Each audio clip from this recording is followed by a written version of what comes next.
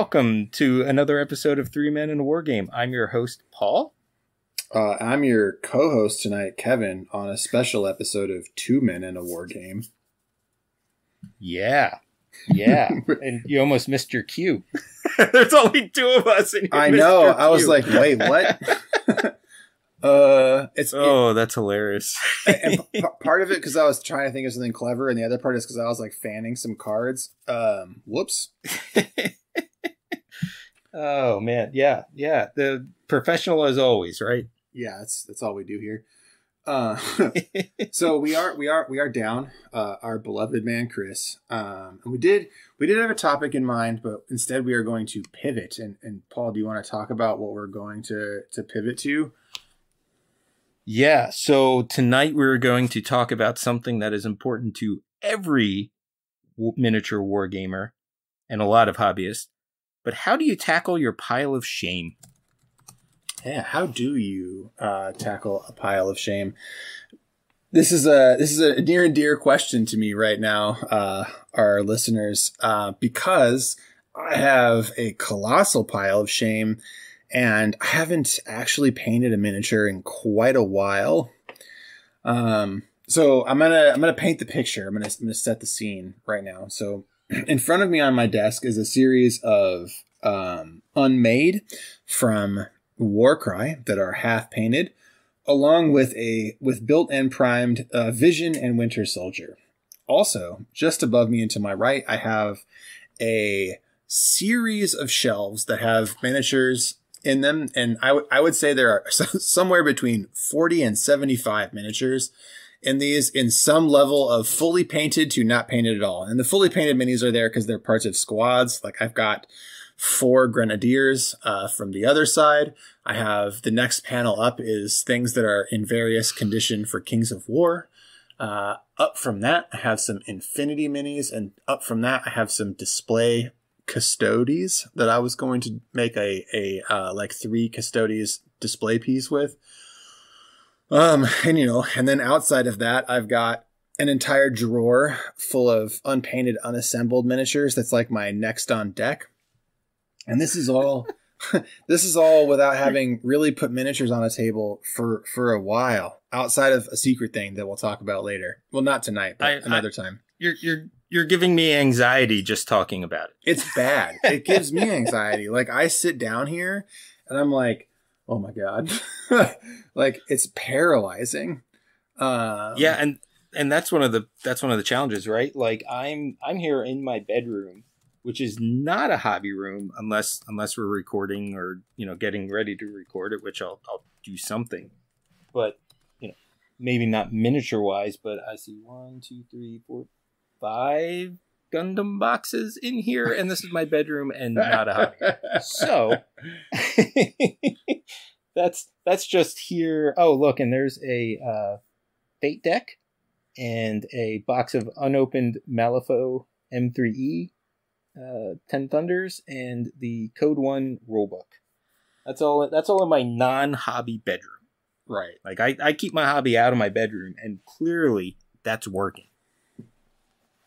So, that's good. and like Chopz said, that doesn't include going into my hobby room and seeing a new project on my table and old projects on my table and a half-finished platoon of Germans. And yeah, like you, Chopz, I could just go on with the embarrassing pile of shame. Oh man. So I'm going to open this cabinet and let everybody try and hear that. You can hear the little pop. So I open that, and in there I see She-Hulk, Angela and Enchantress, the Warhammer or War Machine Mark IV intro pack.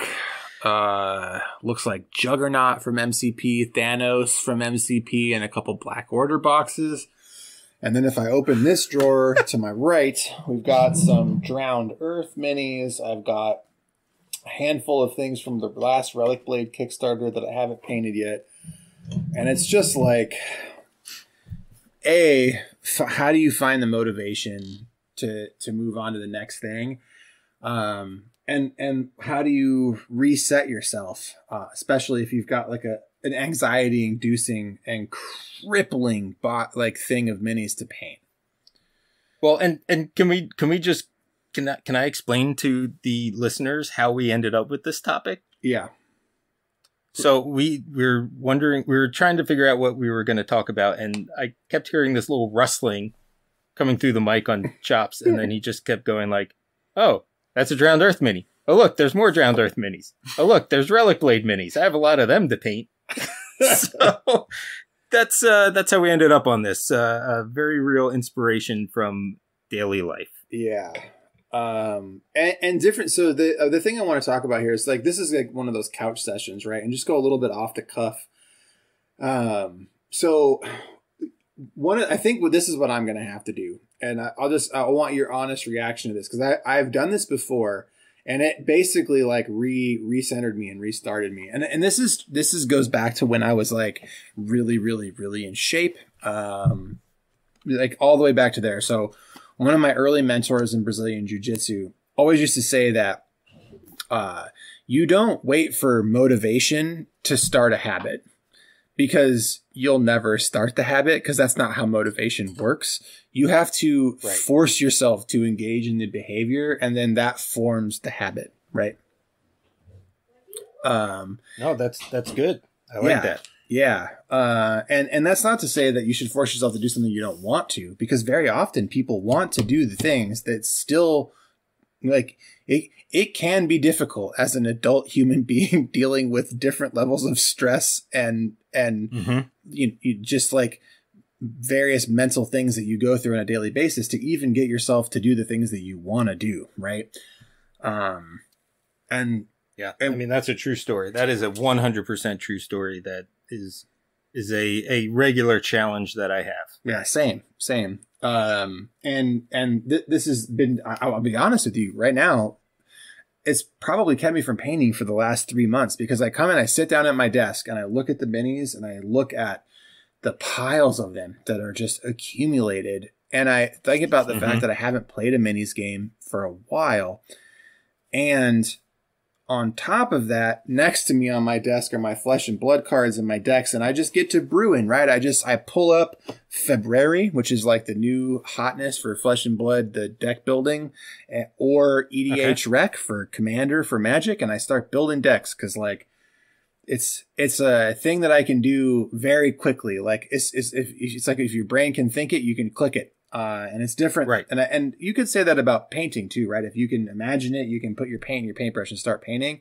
But the issue is that there's not this like giant backlog of things that I wish I would do and don't. And then the anxiety and guilt that comes around having spent all the money on these things and not using them properly or whatever, right? Because like, for me, I'm not the kind of person that usually likes to just like collect things to collect them, especially when it comes to game pieces. They're game pieces. I want to use them to play games. Like, most of my free time and hobby time revolves around playing games, whether it's with my family or my friends.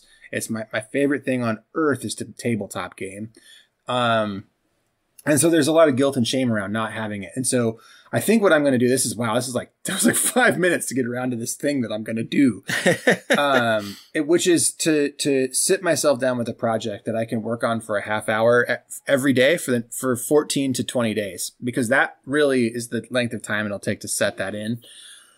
Right. But more important than that, though, is getting rid of the mental distraction around the rest of it. And I'm not talking about like Marie Kondo, throw my shit away. What I mean is I am going to move it all so I can't see it, and it's not even in the periphery. So all these things that are in these shelves, all these things that are in front of me, I am going to spend a day, and I'm going to put this on so that you hold me to it, Paul. I'm going to put all this shit away this weekend, because I have time.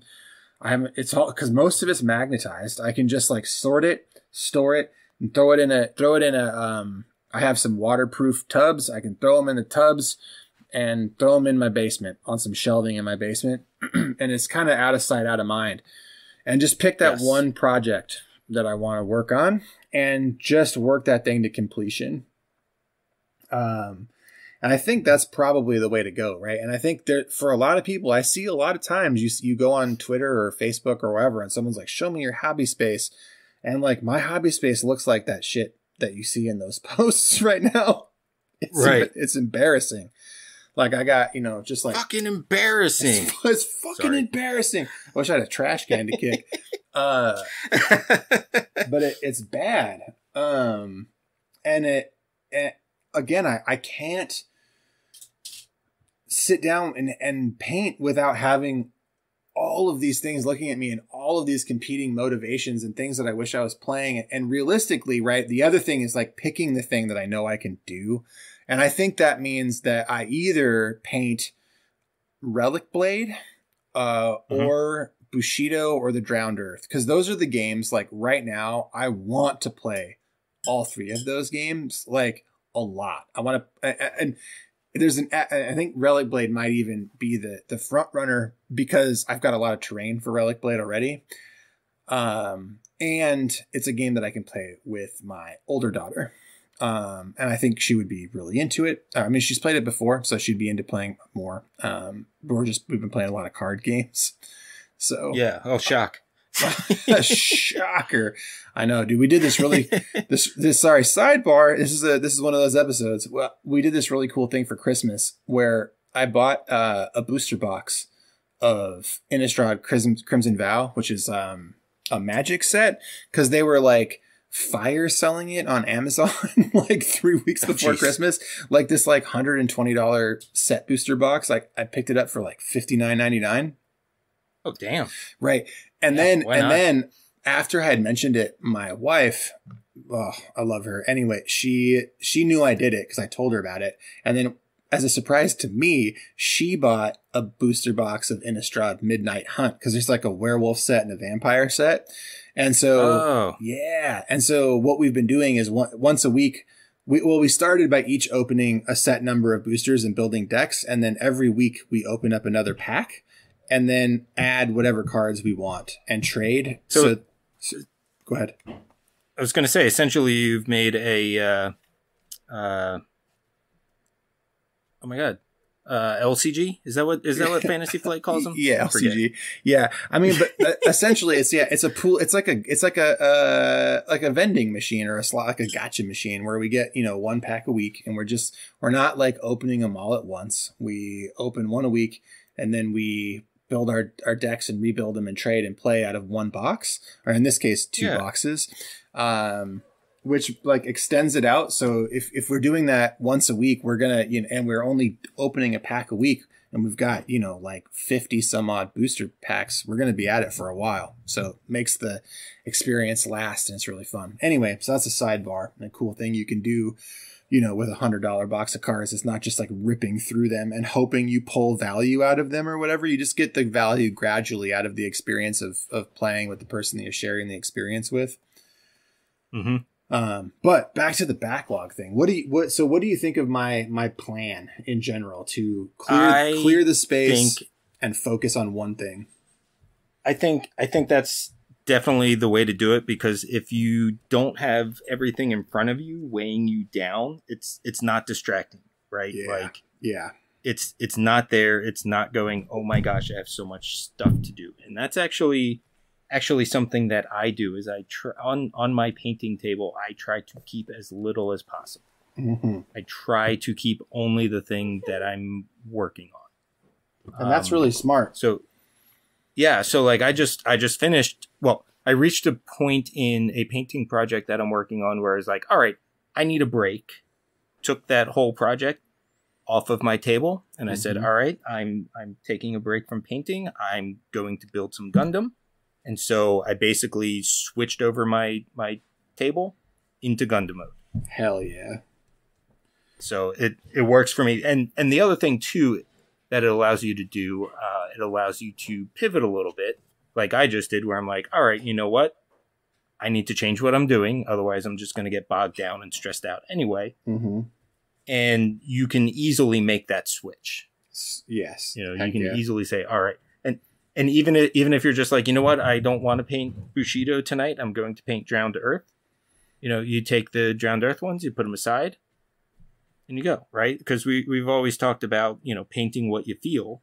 But that also applies to this too, right? Yeah. And in this case, it's like even extended over the do what you feel, because we have to not only do what you feel, but also clear the space so that what you want to do, what you have like waiting doesn't get in the way of what you want to do.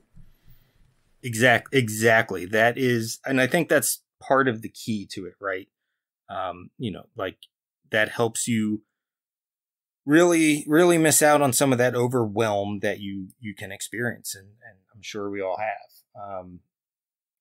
So it's a good thing, and that's like I just recently flip-flopped rooms in the house. I flip-flopped my working office with my kids' room. So now my office is really much bigger than it was before, which is great since the kids, go into like grad school soon, and we don't know how long they're going to be here. So we just, put them in the smaller space. And one of the things that I've been trying to do is make that a hobby space as well. And I'm working on getting everything organized so this way it's not out and about, and I'm not I don't just have it there staring at me, right? For sure. And you're not painting me, you're not building me, you're a terrible person. Right? Like yes, it's easy to get to that point, right? It really like too easy. It's like distressingly easy to get to that point, and like it makes it really hard. And I'll tell you what. Here's one thing. While you're stressing out about your miniatures, I've been extremely impressed with your lack of Gundam backlog. Yeah, I mean, because I learned, right? One thing I learned from creating this mess that I'm currently sort of in is that the way to not get into the mess is to only buy what you have bandwidth to do. And I know that's like the myth of the miniature painter who has all their miniatures painted, right? Like, I actually knew someone like this. There's a gentleman, Finn, that I used to play, and I've talked about Finn on the podcast before because he's like an amazing painter. But when we were playing Malifaux, that man would only have a box he was painting, and as soon as he finished painting the box, he would buy another one. And this is a person who was a studio painter for Privateer Press for a while. So, and took a lot of pride and time. And when he wasn't under the stress of having to do that as a job, he would just take all the time he needed to paint a miniature. So like, just as an example, his core box of Vicks, each miniature, I think he said he spent 100 hours painting. Holy shit. Dude, you should see them though. Like it's not like I spent 100 hours goofing around. Like these are like truly astonishing miniatures. So like that's the kind of like attitude, and like thinking back on that and being like the person that was like painting every mini I could in 45 minutes, like just trying to slam through them. And that's fine too, right? Like all these approaches are fine. But the problem with my habit was that I was just like, buy, onto the next thing, onto the next thing. And so part of what I learned, and I've applied that to Gundam, is that I just need to only purchase what I can actually feasibly build. So right now, you're right. I have one kit in backlog and one kit that I'm currently building like right now. And you bought me my backlog kit, you sinister bastard. Oh boy. I know.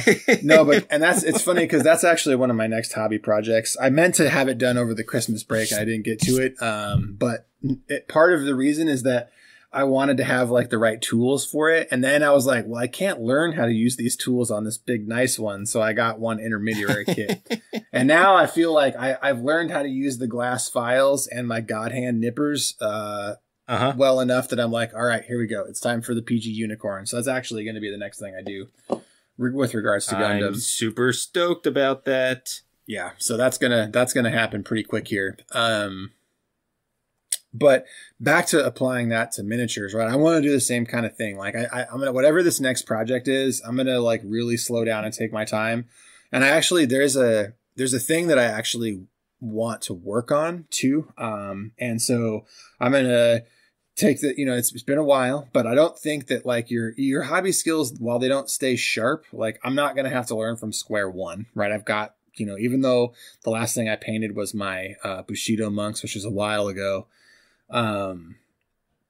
you don't really like those skills while they can dull, that you don't lose them. So, I'll just get back to my baseline, working on a couple of these, and then really reach into the skill set that I was working on, like back when I was playing Eden. Right. Because I think that's going to be much more fulfilling to me now, to actually like improve my painting game and not really worry about the tabletop side of it. Because if I wanted to go play a miniatures game, I do have plenty of miniatures that I can take out that are painted to go play, right? I have plenty of MCP painted, plenty of Infinity painted, 2 Blood Bowl teams. Like, I have everything I need. A lot of Relic Blade, like 35 odd Relic Blade minis in a game where you only need 3 or 4 per side.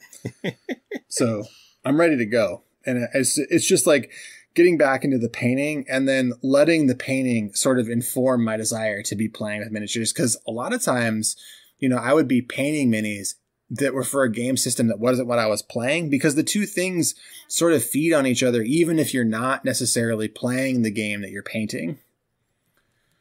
But yeah, focusing on one thing though.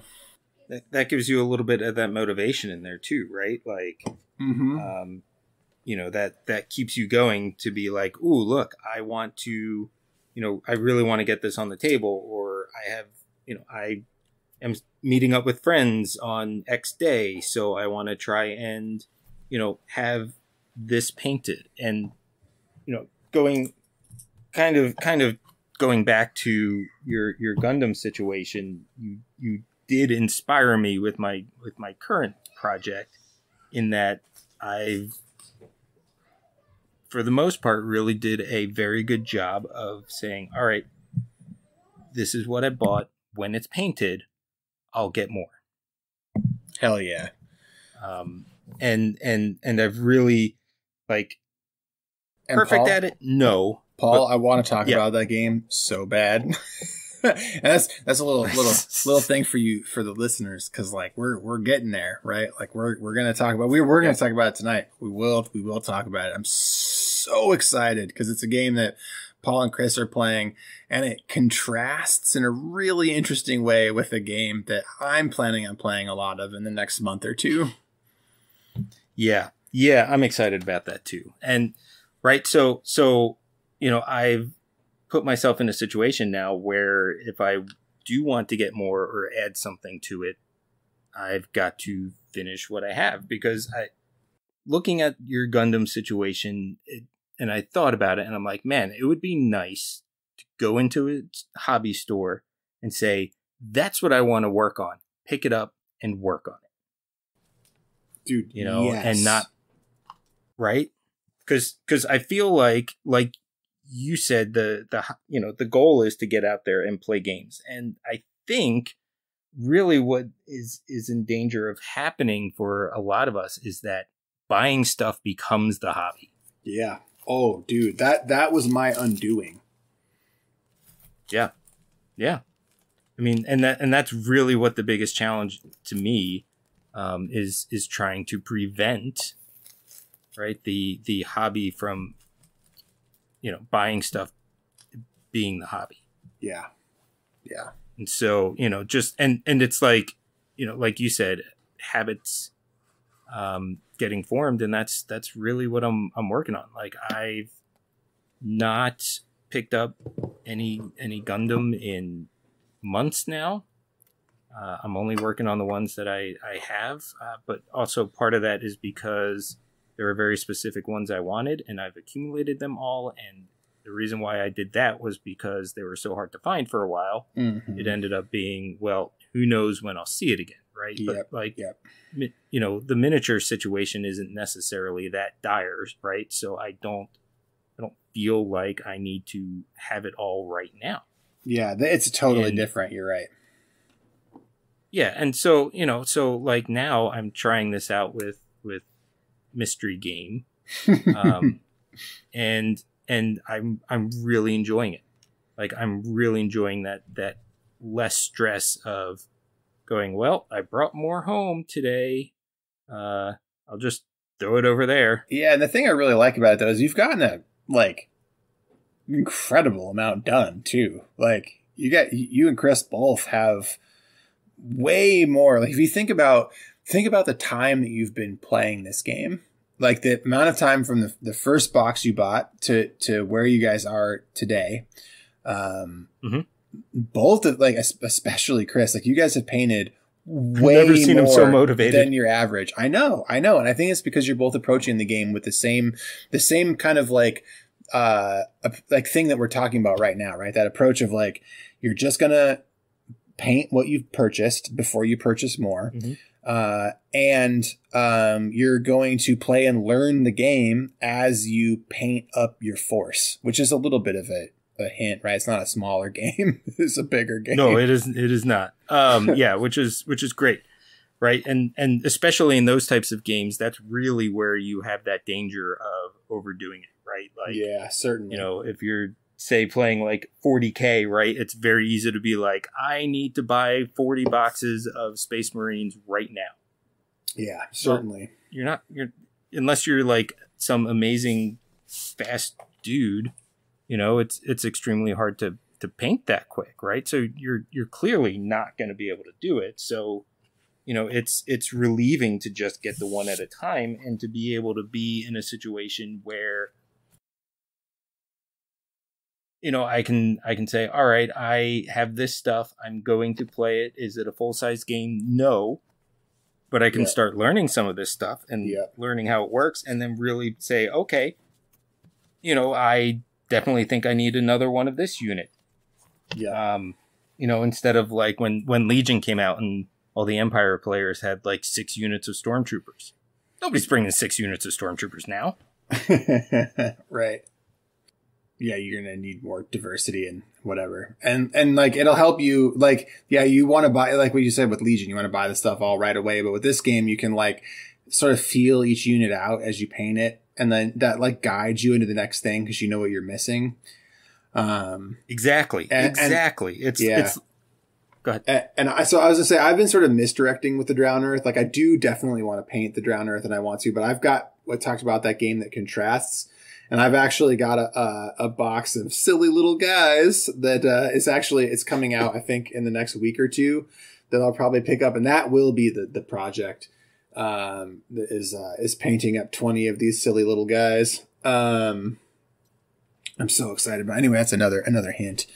I'm going to follow that same approach, though, like you said, right? Like I'll get what I have, and I will paint and base what I've got to play some games at the point level, because the game actually, like the game you're playing, has ways of onboarding players that allow you to play with smaller forces so that you can ease into the larger game. Yeah, you know, and I think just wargaming in general, I think that is a brilliant strategy. You know, like we even saw it with Infinity, you know, being able to say, hey, here's an entry level way of getting in. I mean, just give it a try. And, you know, I was going to say, even Games Workshop does it, right? We've got Warcry, Necromunda, Kill Team, I guess to a lesser extent, Necromunda, because Necromunda doesn't really lead into 40K. Necromunda just leads into more Necromunda. But Kill Team certainly is the game that they want you to spring into a full army, and Warcry can definitely be used as that same equivalent for launching into Age of Sigmar. So yeah, it's a tried and true at this point and very smart approach. Oh yeah, absolutely. I mean, it just gets you to that point where you're like, cool, I have a start. I can kind of see if I like this and let me go from here. Yeah. I think it's been a very smart move of game companies to start doing that, just because it does allow that. It's like a trial run, right? Like you can get into that and give it a go and see. And if you don't like it and you stop playing, then you're only out like $50 or whatever, you know? Right. Well, that's part of the benefit of playing these games and not necessarily the Games Workshop games too, is that, you know, it's not a multi-$1,000 investment even to play at the full point levels. The game you're playing is a little more expensive than the one I'm playing, but certainly not Games Workshop level expensive. No, certainly not GW expensive. But yeah, I mean, it's by the time I have everything that, you know, I'll need or could possibly want, it'll be pricey, but a few hundred, many hundreds of dollars, but not more than you would want to spend. So, right, but and at the same time, if I am, you know, painting before I buy more, then it's not like I'm dropping all of that money at the same time. At the same time, and also like if you are painting it, like one of the excuses that I always make to myself is like, I'm buying these minis, and it's not just the value of the minis as game pieces, but also as entertainment while painting them. But like that goes right out the window if I'm not painting them, right? And I've got so many miniatures that I'll probably never paint at this point. That it's really helpful to know that like, and even though like I know you're kind of like approaching these in sort of a speed painting way, but even then, because of the nature of the game, you know, you buy one of these and it's still, you know, like you buy a box and you're looking at like 20 to 30 hours of time at the desk to paint those minis.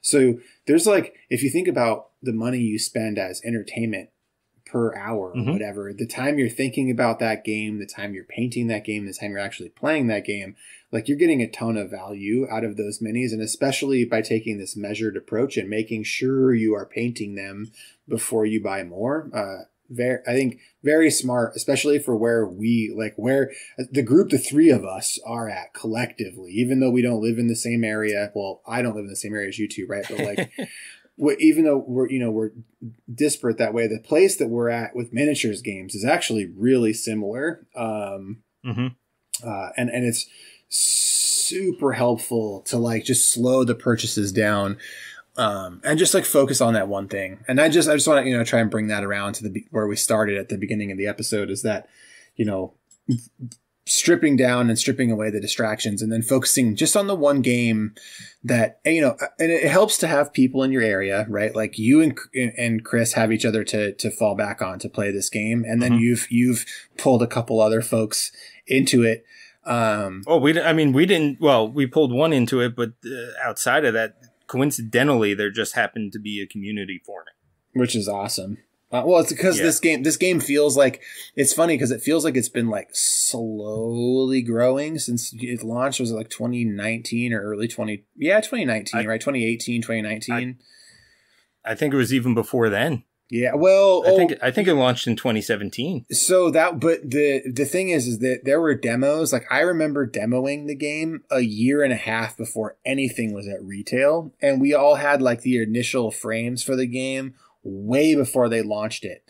That's true. And I think that actually, though, it's funny because at the time we were like, is this ever going to come out? And I think now that we've seen more of the grand scheme for this game, oh boy, I don't want to talk about this too much because I actually want to dedicate this episode and talk to Chris more about this. But I think that paid dividends for them in the long-term strategy, because now this game is like not slowly, but like it's doing kind of what Fab did to Magic. It's doing in the space that it's in, right? Like it's got this like vocal and steadily growing fervent fan base.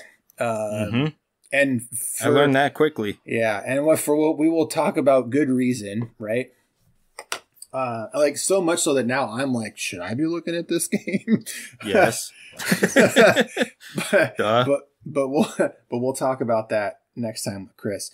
And for now, right? Well, the thing because I think this is pretty good for a couch session, right? But the thing that I want to like stress is that if you're in the same place, and I suspect that there will at least, I mean, if I get to one person, right? If I reach one person is listening to this and they're like, man, yes, I'm right there. I'm at that point where I haven't hobbied in a while. Motivation is hard to find. Like, just like, hey, leave us a comment, jump on the Discord and like bond over this exact scenario and we're going to try the same thing as a sort of like social and mental experiment. I am like, and like I told Paul, I'm going to do it this weekend. I'm going to clear out this desk of all of the minis that I can see and the ones that I can't see in the drawers, and pack them and put them somewhere and just focus down on this one project. And it can't be the one that I am sort of alluding to, because the box that I'm waiting for is technically still shipping. It's not out yet. Its UK release date was yesterday. But the thing that I can start on is this 5 miniature box for the Drowned Earth. And that will be the thing that I can focus on for the next like 20 days or so. Yeah. And you know, again, don't be afraid where if you're like, all right, I need the break from this to go and work on something different. There's no shame in that game, you know. You know, you gotta keep it fresh. If you do what you feel. If you don't keep it fresh, you're not gonna get anything done. Yeah, and this is kind of like that do what you feel thing, but for me, right, like for a while, even the thing that I wanted to do, I couldn't get myself on board with. So right. That's overwhelm, right? Like that is absolutely 100% when you're overwhelmed. Yeah. And also, you know, part of it is like getting strongly diving back into the hobby that got me into the tabletop hobby, right? That was that I think part of it is also like coming to grips and admitting to myself that like that's part, like, why am I not playing miniatures? And well, part of it is because like I started my life as a 9-year-old TCG player, you know what I mean? And so having that come back, and like, you know how we are, right? When we dive into something, we really dive in. And it takes a while to come back up for air. And now I'm ready. I think I've probably been ready for 3 months, but then it's like the guilt, right? The guilt of sitting down and being like, oh, all my friends that I played different games with, and now, you know, all my whole Malifaux crew, like they all play different games now. So it's like, I want to play with this person, so I got to paint this game, and I want to play with this person, so I got to paint this game. And if you're listening, guys, I'm not talking to you. This is a me problem, but like, I miss playing with these guys, right? And if I want to try and get a game, I'm like, oh, I need to paint this, I need to paint that, and then I don't paint anything. And so just sitting down and focusing and painting on miniatures that I think are cool and getting everything else the fuck out of my face is what I have to do. Yep. I'm very interested in hearing how that switchover goes for you. I'm because I think it is a great approach. It's what I'm, you know, I've been able to do that for the most part, but I'm really looking at this whole, you know, keeping the purchasing not being the hobby. Yeah. Right. Oh, so also we both have like goals. Yes, definitely. And then also, if anybody wants to buy a big selection of partially used Citadel paints, please hit a brother up. Because I am not going to be using them at all going forward. No. I started using the Army Painter speed paints, and I'm very happy with them. Yeah, I'll be because of the patron saint of gaming, Noah, in our area. I think I will be switching entirely to Pro Acryl and Vallejo. Nice, because they're cheaper and better. But yeah, I mean, the speed paints are for the larger project, and they're working out really well for me. I definitely prefer them to the early contrast. Yeah, and I'll use the Vallejo Express paint if I'm gonna do speed painting style stuff. Sure. The Griselle or whatever. You know what I'm saying? The contrast plus style painting. I'll switch over to Vallejo Express color, because I think the Vallejo Express colors are like $350 or $375 or like something per dropper bottle rather than $8 per shit pot. So sorry, I don't want to delve into GW bashing, but boy, this paint's really pissed me off. One of these days I want to do that though. off the hot mic. We don't have to be positive about everything, but I certainly don't want it to contribute to overall internet negativity. It's my least favorite thing on the planet. I know it's awful. And yeah. Anyway, see, I ended up just picking up the complete box of the Army Painter paints. I was going to buy like the halfway one, and then I was like, oh, and then I can come back and get this one, and then I can come back and get this one. And I was like, dumbass, it's cheaper if you just buy the bigger box, and apparently they're throwing in a paintbrush. Yeah. So. One of my good friends bought me a whole bunch of Pro Acryl for Christmas last year, and so I've sort of like over the year now, because I've had the paints for a year, over the year fallen in love with them. So it'll be hard for me to go away from their wonderful coverage and texture. I've never used them, so I'll have to check them out at some point. Yeah. Well, like I said, Vallejo too, right? Like stunner, especially like all this brand new formulated line of Vallejo paints are just stunning. I've been watching some videos of people painting with them and opening them and just like showing what they look like and how they work, like the new game color stuff on the on palettes. And I've just been like, whoo, this stuff is the truth. Like it's basically Vallejo looking at scale color and looking at Pro Acryl and then taking those lessons and applying those to their game color line. So I think like the standard Vallejo colors will stay the same, because those have been like those are like the Gen 2 Citadel colors, right? The old Vallejo paints. But game color is the line that they kind of experiment with, and these new game colors are just like so nice. Anyway, we're on to a third topic. yeah, but they're good topics. And also, talking about miniatures, man, feels good. Yeah. It's been a while, and we're kind of back on like a schedule now.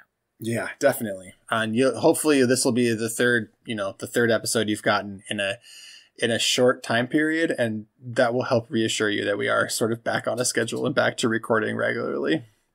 Yep. And we're putting in that effort to have that schedule and be excited and not be overwhelmed. Mm-hmm. And I think that's working out. Yeah, definitely. Honestly. Okay. So before we totally run out of energy though, Paul, do you have any final thoughts for the episode? We all have a pile of shame, so don't be too shamed about it. And don't be afraid to hide it from yourself. That's right. I'm gonna do hide it. It's from fine. Yourself. Hide it from yourself, and then in a couple years sell it if you don't get motivated to paint it. It's fine. Nobody's going to come to get you. There's no minis police. It's okay. That's right. And then just, you also got to remember like that if something ever happens to you, don't let your spouse sell it for what you told them you got it for. Hey,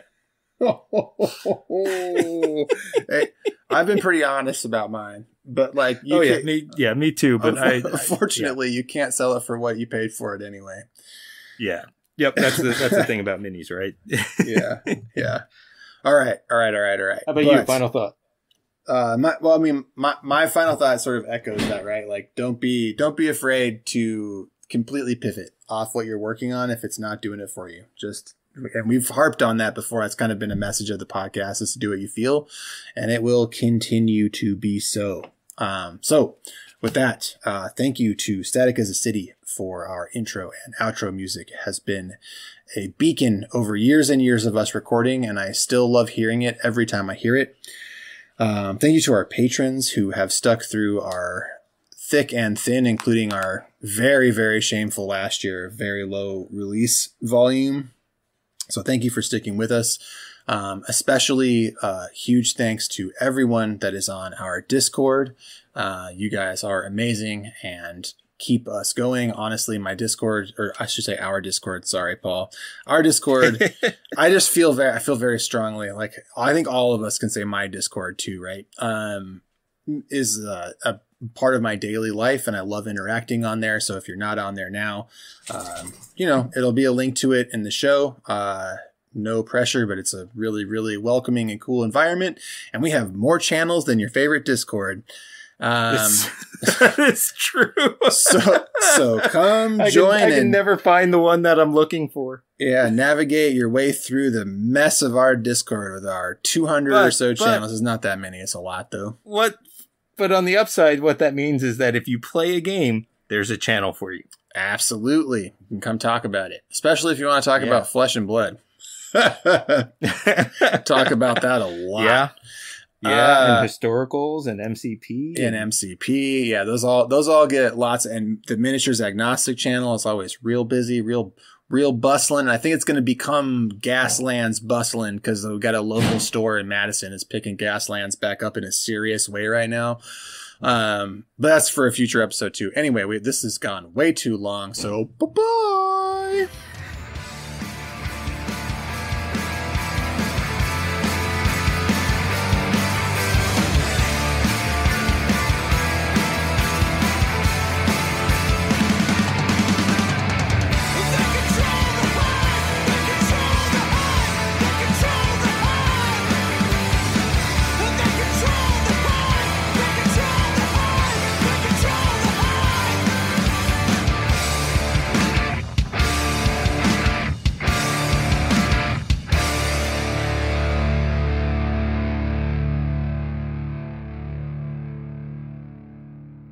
Dude, have you watched The Great North yet?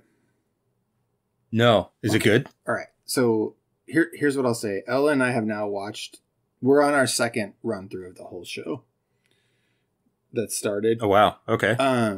So I'll say we weren't sure about it for the first couple episodes, but that's how Bob's Burgers was too. We weren't like quite sure about it. And then like it, you watch a couple of the like really special episodes and you're like, oh, this show's got it. You know what I mean? And you start to like sort of fall in love with the characters and all the things that make Bob's Burgers good, The Great North has. It's like a family that loves and supports each other, funny situations, very, very, very gifted voice cast. So where it's impossible to replace H. John Benjamin, probably the greatest animation lead man you could possibly dream of. The character that occupies that in The Great North is voiced by Nick Offerman. Oh my God. If you're not going to have H. John Benjamin, that works too. Yeah, I mean, it's like him or the guy who does, I can't think of his name, but the guy who's like H. Jonah or J. Jonah Jameson, right? Like you got like three choices. Right, exactly. And yeah, Nick Offerman is amazing in it. And so is literally everyone else. They are all great. The whole cast is great. And the basic premise is it's a family that lives in a small town in Alaska, and like what they do in Alaska. Interesting. And it's a single father, and his two boys, one adult son, and then a teenage daughter and elementary school age son. Oh, I like it. Yeah, I'm gonna have to check that out. And then also, like, the reverse of Bob's Burgers is that, like, a few of the male actors are voiced by very, very talented female voice actors. Like, the youngest son is the same person who plays Susmina in Bob's Burgers. Oh, okay. So, yeah, it's really good. Like, amazing. I don't want to spoil all the voice actors, but I will tell you one other one is a regular recurring voice. So Judy, one of the main characters, very regularly goes out onto the roof to like basically like process and talk to herself. Right. And her imaginary person she talks to is like an Aurora Borealis Alanis Morissette, actually voiced by Alanis Morissette every time. All right. That's brilliant. Absolutely brilliant. Yep. So if all that combined didn't sell you on it, I don't know what will. It's so good. No, I mean I've been eyeing it up. Like I go past it and I'm like, after Letterkenny. Yeah, definitely. Especially after this last season, the third season, just like Bob's Burgers, is the third season is where it really caught its stride and became like the show that it is now. Great North the same way. Like the third season is like incredible. So, all right, that's my pitch on the Great North, and now you've got like 3 minutes of other audio for a stinger or something.